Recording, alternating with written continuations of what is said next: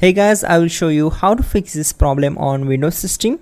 So first of all, just go to the search bar and type here CMD, right click on it and then select run as administrator.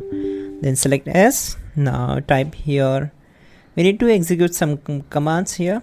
Then type, first command is IP config space slash flush DNS and hit enter. Then type in ipconfig space slash renew and then at the end type in netsh winsock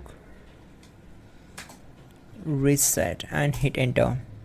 Once done, we need to restart the system, but before that we will execute the next method. So type exit and just we need to open run and simply type temp and hit enter. So you will get some files and folders here, so we have to delete them. For example, I have just deleted them, so I will I will restore some of the files quickly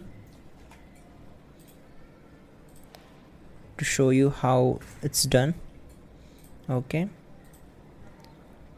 so if I open run and go to the temp file, so we have to delete all the files and folders from here. Just select them, select all together and delete them. Again open run and this time type in temp %temp% and then click on OK. Again select all these files and simply delete them all together. Now we need to restart the system.